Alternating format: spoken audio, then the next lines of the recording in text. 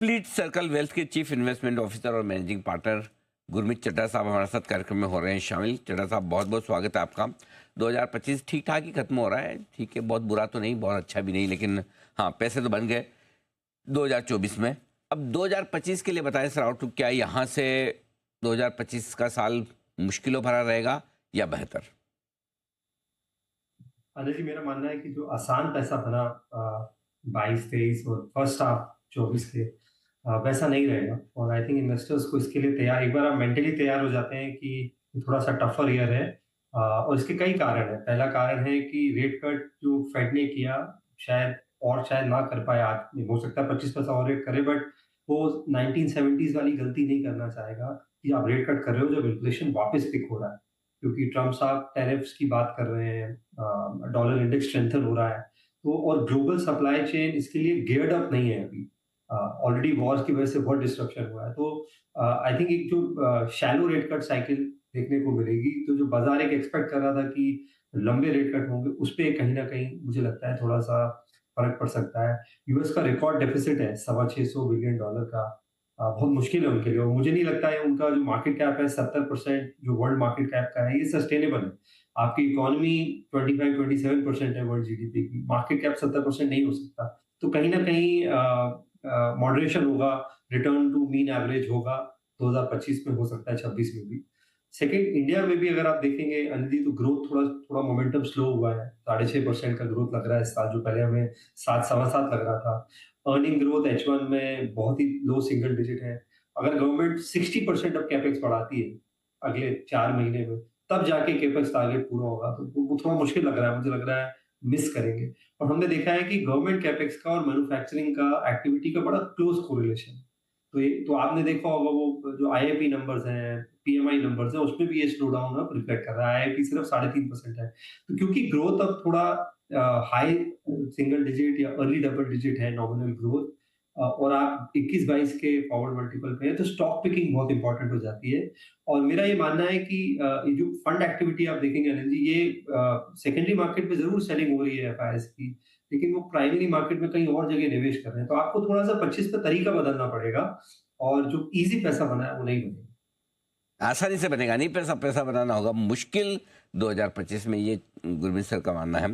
Gurmeet sir, तेजी होगी अगर मजबूत होंगे तो किस वजह से? तो अनिल जी, मैं तो हमेशा बोलता हूँ, हमेशा इंटरनल होना चाहिए लुकिंग। अगर आपकी अर्निंग अच्छी आएगी, आंकड़े अच्छे आएंगे, तो एफआईएस क्या करते हैं इसका कोई फर्क नहीं पड़ता। ये बात मैंने पहले भी बोली थी। ये जो सेलिंग एग्जैजरेट हुई, देखिए एफआईएस तो आप देखिए पिछले 6-7 साल में उनका जो स्टेक है वो 21-22% से 16% आया है। तो सेकेंडरी मार्केट में तो वो कम कर रहे हैं, और प्राइमरी मार्केट में न्यू लिस्टेड कंपनीज में, न्यू एज कंपनीज में, स्टार्टअप्स में लगा रहे हैं। तो कहीं न कहीं मुझे ये लगता है कि आज का निफ्टी जो हिंदुस्तान जिस तरीके से बदल रहा है, उसको ठीक से शायद रिफ्लेक्ट नहीं करता है। अब जैसे कंपैरिज़न देखिए आप, यूएस में टेक्नोलॉजी का वेटेज 40% है। पूरी दुनिया में कहते हैं चिप्स और एआई जो है वो नया ऑयल है। हमारे यहाँ फाइनेंशियल्स का वेटेज 35%। तो कहीं न कहीं मुझे लगता है कंपोज़िशन भी इंडेक्स की धीरे-धीरे चेंज होगी, और तेज़ी का मेन कारण ग्रोथ रहेगा। मुझे लगता है अगर गवर्नमेंट वापस से स्पेंडिंग बढ़ा सके, प्रोएक्टिव स्टेप्स ले सके। आप देखिए अर्जेंटीना का एग्ज़ाम्पल देखिए, क्या टर्न अराउंड हुआ है वहाँ पे। तो अगर हम बड़े रिफॉर्म्स कर पाते हैं, हम वापस से ग्रोथ को वापस ला सकते हैं, थोड़े बोल्ड डिसीजंस लेते हैं, तो मुझे लगता है अगर ग्रोथ अच्छी आएगी तो फंड उसको फॉलो करता है। पीटर लिंच एक बहुत अच्छी बात बोलते हैं कि business is consumer is where business is. तो आप अगर अच्छा करेंगे तो फ्लोज़ अपने आप अच्छा आएँगे। 3-4 पॉकेट्स मुझे लगते हैं अनिल जी, जहाँ पे ये हो सकता है। मुझे लगता है डिफेंस, अगर आप देखिए वापस से 1 महीने में नंबर ऑफ कॉन्ट्रैक्ट्स जो अवार्ड हो रहे हैं, बड़े हैं। एचयूएल को कॉन्ट्रैक्ट्स मिले हैं, सोलार को एक्सपोर्ट ऑर्डर्स मिला है करीबन 2,500 करोड़ का, ज़ेन टेक्नोलॉजीज़ को ऑर्डर मिले हैं। वो पेटेंट, तो बहुत सारी हमारी डिफेंस कंपनीज़ पेटेंट अप्लाई कर रही है, आईपी ड्रिवन, जिसे हम डिफेंस टेक भी बोल सकते हैं। रोड कॉन्ट्रैक्ट्स को लेके पीएमओ ने खुद इंटरवेंशन किया और बोला है कि कैपेक्स करने को रोड कॉन्ट्रैक्ट्स को लेके। और तो कहीं न कहीं अगर गवर्नमेंट सीरियसनेस दिखाती है, एक्टिविटी पिकअप होती है, तो मुझे लगता है वो वापस आ सकता है। तो मेरा खास फोकस मैन्युफैक्चरिंग और न्यू एज बिज़नेसेस में है, जो मुझे लगता है इंडेक्स का बहुत बड़ा पार्ट होगा। मैन्युफैक्चरिंग और नए ज़माने के बिजनेस, ये है मजबूत। इसके अलावा क्या पसंद है सर आपको निवेश के लिहाज से? अनिल जी, हेल्थ केयर बहुत अच्छा लग रहा है, बहुत अच्छी अपॉर्चुनिटीज़ दिखती है। देखिए बायोसिक्योर लॉ अभी पिक हो या ना हो, एक जो स्ट्रक्चरल शिफ्ट है चाइना प्लस वन में, वो होगा।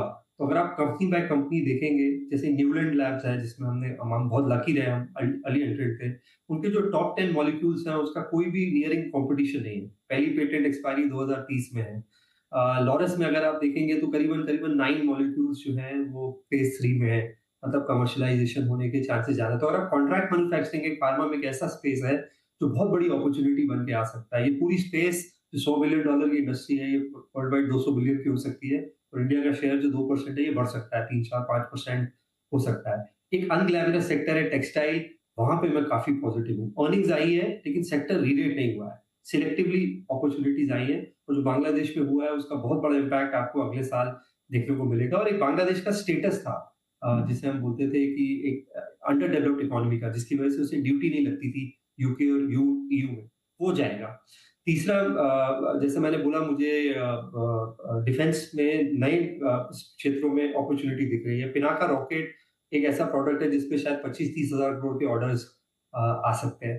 तो इन स्पेसेस में अनिल जी हमारा रहेगा और जैसा मैंने बोला मैं थोड़ा-सा न्यू एज कंपनीज की तरफ मेरा झुकाव बढ़ रहा है क्योंकि अब मॉडल बन गया है, बेस केस बन गया है, मल्टीपल यूज़ केसेस बनेंगे, चाहे वो ज़ोमैटो है, पॉलिसी बाज़ार है, हम और भी काफ़ी बिज़नेसेस इस स्पेस में देखेंगे।